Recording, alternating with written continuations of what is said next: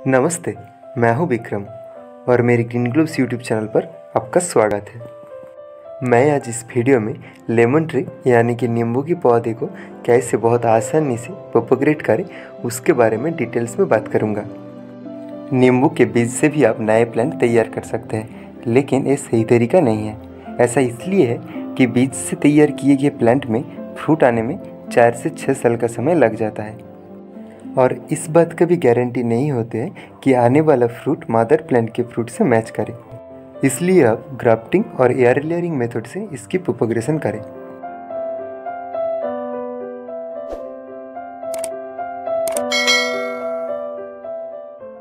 तो चलिए friends, air layering की प्रोसेस देखते हैं।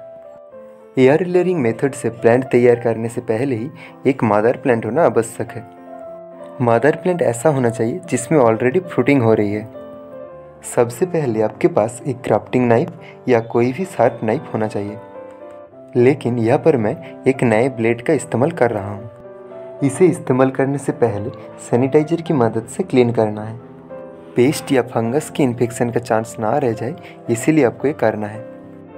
आप मदर प्लांट से ऐसा ब्रांच चूज करें जो पूरी तरह से स्वस्थ हो और जिसकी मोटाई 5 से 8 मिलीमीटर यानी कि एक पेंसिल या पेन जितना मोटा हो। अब इस ब्रांच के निचले हिस्से में 2 काट लगाए लगभग 1 इंच की दूरी पर। काट इस तरह से लगाना है केवल इस ब्रांच की जो छाल है वो पूरी तरह से कट जाए और अंदर का जो हार्ड पार्ट है उसे कोई भी नुकसान ना पहुँचे। इसके बाद काटे हुए पार्ट से छाल को निकाले कुछ इस तरह से। अब मैं बात करूंगा एयर लेयरिंग के लिए कौन सा समय या महीना ठीक रहेगा। एयर लेयरिंग के लिए आप समर की किसी भी मंथ में कर सकते हैं, लेकिन मानसून के समय में यानी जून से सितंबर महीने इस काम के लिए बेस्ट होते हैं। मानसून के इन महीने में एयर लेयरिंग करने से आपको 100% रिजल्ट मिलेगा।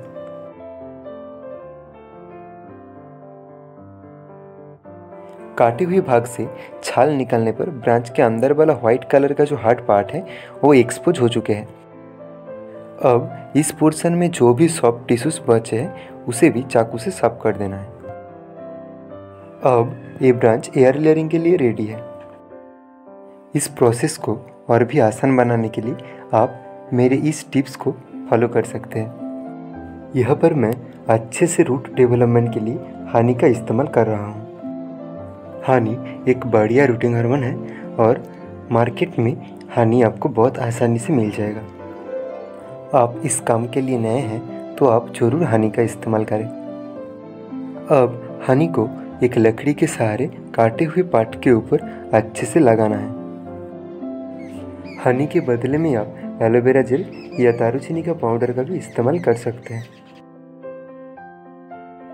इसके बाद जो काम करना है वो ये है कि काटे हुए भाग पर पॉटिंग मिक्स या ग्रोइंग मीडिया का एक मोटा लेयर डालकर उसे किसी पॉलीथीन से कैप्सूलेट करना है, ताकि अंदर की ग्रोइंग मीडिया ब्रांच के संपर्क में अच्छी तरह से बना रहे। इस ग्रोइंग मीडिया को तैयार करने के लिए मैंने 50% सॉइल और 50% कोकोपीट लिए हैं। कोकोपीट लाइट वेट है और मॉइस्चर को भी अच्छी तरह से होल्ड कर सकते हैं। इसको अच्छे से मिक्स करने के बाद इसमें पानी को स्प्रे करके हल्का मॉइस्चर कर लेना है।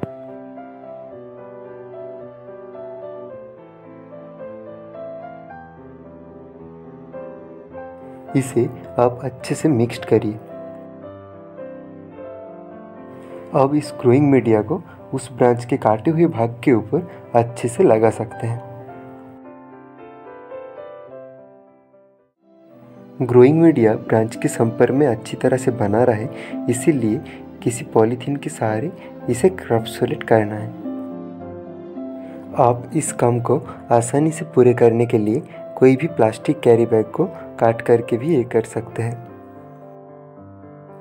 अंदर का जो मॉइस्चर है वो अंदर ही बना रहे, इसीलिए पॉलीथीन के दोनों साइड रस्सी से बांधना है। अब मैं बताना चाहूँगा एयर लेयरिंग मेथड से नए प्लांट तैयार होने में कितने समय लगते हैं। इसके लिए लगभग 4 से लेकर 6 हफ्ते तक का समय लग सकते हैं। ज़्यादातर मामले में 4 हफ्ते तक का समय ही पर्याप्त होता है, लेकिन एयर लेयरिंग के लिए आप काफ़ी मोटे ब्रांच को चुना है या कोल्ड मंथ में इसे ट्राई कर रहे हैं तो समय ज़्यादा भी लग सकते हैं। तो एयर लेयरिंग की प्रक्रिया पूरे हो चुके हैं। अब कम से कम 1 महीने तक वेट करना होगा।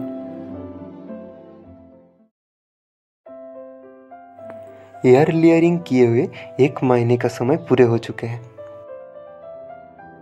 मैं इसे खोलकर आपको दिखाता हूँ कि इसमें रूट्स का डेवलपमेंट हुआ है कि नहीं।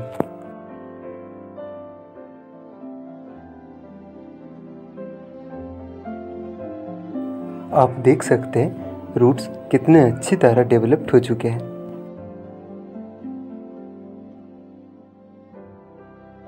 इसे अब एक सीजर के सहारे काटकर मदर प्लांट से अलग कर लेना है।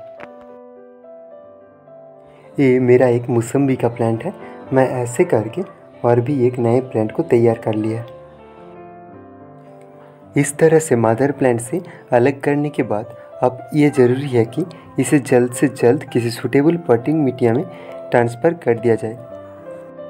आप देख सकते हैं इसका रूट्स अब बहुत ही छोटा है, इसलिए ज़रा सा लापरवाही से एक डैमेज भी हो सकते हैं।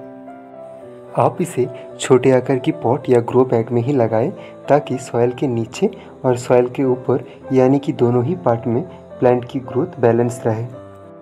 इस काटिंग को ग्रो करने के लिए आपको ऑयल ड्रेन पॉटिंग मिक्स का इस्तेमाल करना है। इसके लिए आप 3:1 रेशियो में गार्डन सॉइल, वर्मी कंपोस्ट और कोकोपीट का इस्तेमाल कर सकते हैं।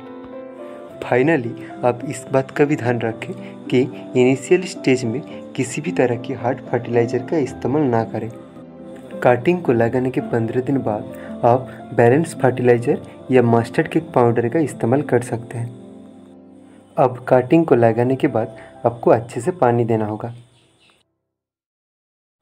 ये वीडियो आपको अच्छे लगे तो लाइक करिए और इस वीडियो से आपको फ़ायदे मिले तो मेरे चैनल को सब्सक्राइब करिए। आप इसके बारे में और कोई भी जानकारी पाना चाहते हैं तो मेरे को कमेंट कर सकते हैं।